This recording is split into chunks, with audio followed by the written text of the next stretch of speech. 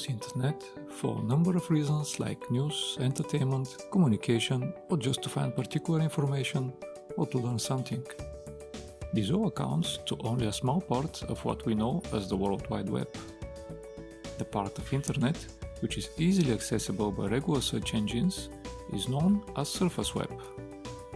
On contrary, deep web cannot be accessed using these search engines. The traditional search engines provide us only a small amount of information compared to deep web, which is 500 times larger than surface web. About 10% of deep web is the darknet or dark web, which mainly deals with drugs, pornography, weapons, hacking. All this hidden data can be summed up to what we popularly know as the iceberg concept, coined by the data scientist Denis Shestakov. Using traditional search engines, we have access to only 4% of the internet. Normally, all the search engines make use of web crawlers to find the data stored in the internet. These crawlers follow the hyperlinks to the domain, but the search engines cannot see through data stored in deep web. There are private websites that require login passwords before you can access the contents. Because these crawlers cannot think, they cannot enter passwords or a login screen or keywords in search box. Thus, these databases must be searched separately. Browsers like Tor give us the freedom to access the deep web links. However, for particular searches, like when you need more detailed academic information, you may use one of the so-called academic search engines. The most popular among them is Google Scholar. If you are a career counselor or pedagogical consultant, you may find a lot of information about career development just using Google. However, if we compare the search results of Google and Google Scholar, you will see that there is a big difference. Let's try to compare a search for information about career development, assuming a career consultant would like to find articles and information to improve his or her knowledge.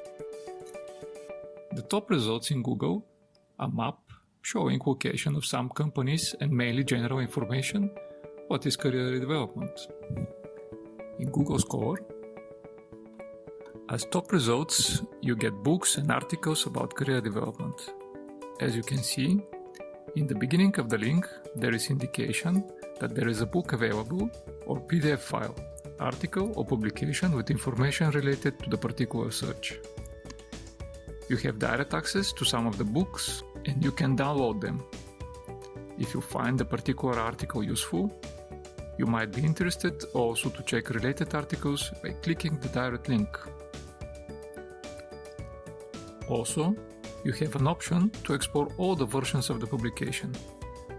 As we have mentioned, Google Scholar puts high weight especially on citation counts. The more citation one book or publication has, the higher position it gets in the search results. Here you can see that the book for career development is available for free in electronic format. The same as in Google, Google Scholar has an option to narrow the search results. If you go to Advanced Search, you will be able to choose search results about articles containing all of the words, with the exact phrase, with at least one of the words, to search by author or by time period in which the publication was made. Another specific feature of Google Scholar is the personal profile, which you can create with your Google account and some additional information for you. It can be useful in two general directions. The first one is to see and follow your own publications, and the second one is to make your library of interesting papers that you would like to read just by clicking the star sign on the desired publication. In addition to Google Scholar, there are another similar search engines or databases. Here we will show you some of the most popular. The first one is Microsoft Academic with more than 240 million publications. The next one is Bielefeld Academic Search Engine with nearly the same number of documents as the Microsoft Academic. We have also A-Miner, again with a great number of publications. Worldwide Science, and EBSCO. Of course, not all the materials, publications, and services are free.